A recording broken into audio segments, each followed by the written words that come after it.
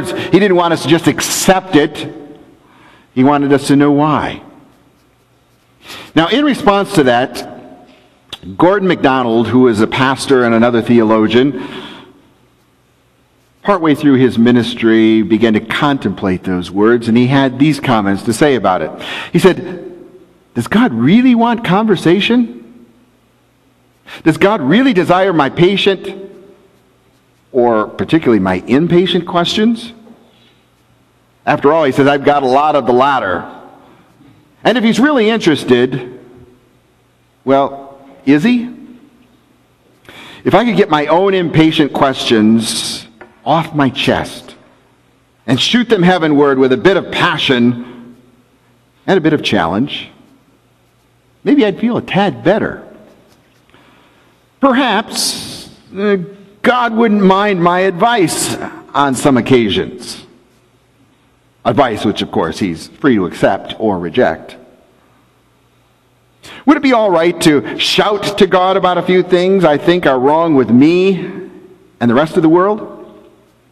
Would he mind if I dreamed a bit with him about a world that reflected kingdom values rather than the ones that seem to get reflected now? Would he really be offended if I called to his attention some things that are going on that I'm tempted to feel he doesn't see or that he hasn't heard about? Ever felt like that? Thought maybe it was better to sit back and sit on your hands and be quiet rather than asking God those really difficult questions? And yet here you've got two theologians that are saying that's exactly what God wants you to do. He wants you to ask him the difficult questions. He wants you to let him know when you're dissatisfied. He wants you to come to him both when you're patient and in your impatience. Why? Because of this little word called covenant.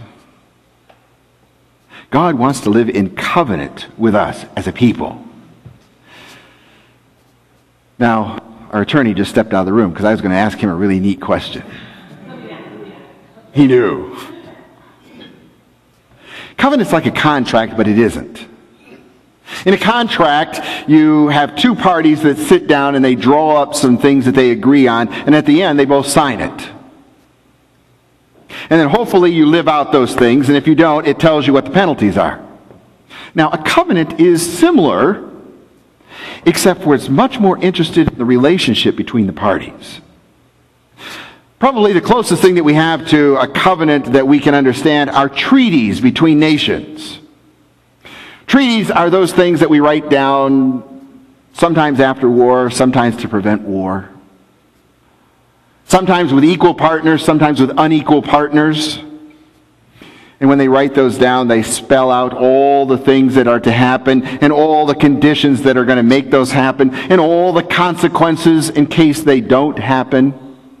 And then they tuck it away in a particular place. They say where they're going to keep it. And they live by that. And trust me, if one party or the other doesn't live by that, what do?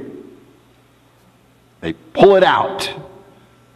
And they look at those conditions again.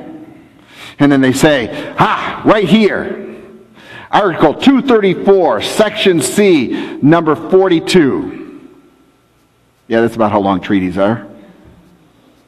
It says, and then they quote that, usually with a big club, so they can make the other person concur. But God's covenants are a bit different. Certainly they're not the ones that are done in parity between equals. We're not equal with God.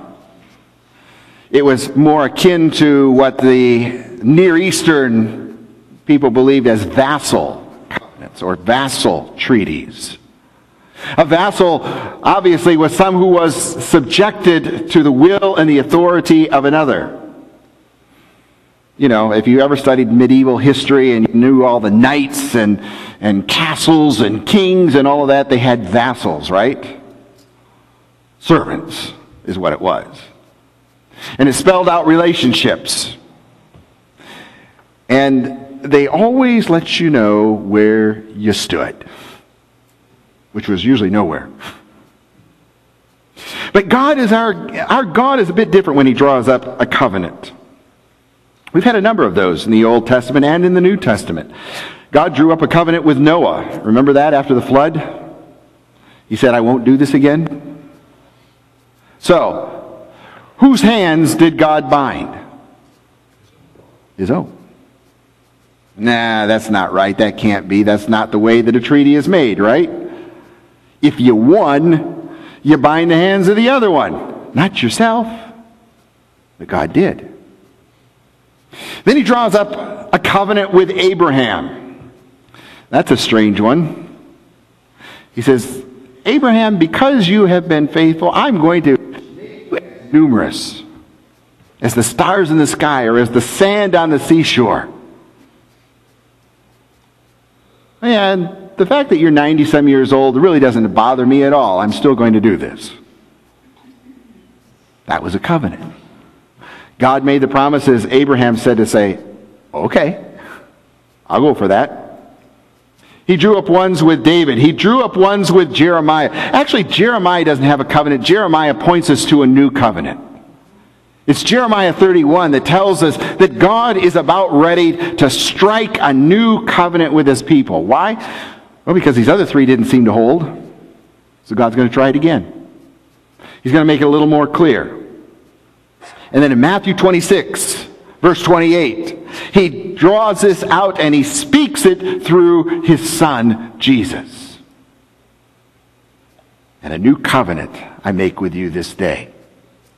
In a little while, we're going to experience that again around the Lord's table. A covenant. Now, these Near Eastern covenants had some very specific terms.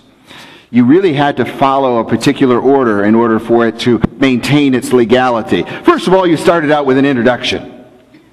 Who are the two parties that are involved? Well, we read in our text this morning, elders, leaders, judges, officials, and all the people of Israel. That's on the one side. On the other side of the covenant, who? God. The more powerful of those parties is God. Lays that out very clearly. Then he goes through a historical review. Shares some of the history between the two parties. You notice how he describes that. It's always God's grace, Israel's rejection. God's grace, Israel's rejection. Remember when I delivered you from Egypt? Remember when you denied me here, here, here, here, and here? Remember when I did this for you? Remember when I made you a people? Remember when I gave you a land? Remember when I made you a promise? So God lays out some of that history and some of his grace. But before God challenges Israel, he always reminds us of his faithfulness. Because God is faithful. And in spite of the fact we've broken covenant after covenant, promise after promise, we've not been the people that we were supposed to be once. God keeps coming back. And God stays faithful to his end of the covenant. That's what's so amazing. No matter how unfaithful we are to it, God remains faithful. In fact, he says, their sin I will remember no more. Jeremiah 31. He puts all of the past in the past. And he says, we're going to start again from here. And this is the new covenant. The third element of a covenant was the law giving. In this particular case, it says, now worship the Lord alone. In other words, you can't have all these foreign gods. You can't put them on your mantle above your fireplace. You can't bow down to them. You can't worship them. You can't have all of the things on the dashboard of your car and expect that that's going to somehow save you. So put them away. Choice is yours, but if you're going to abide by this covenant, you can only have one God, and that's me. Period. At least he keeps it simple, right? Doesn't confuse it. And so Joshua says that this covenant with God is to serve the Lord.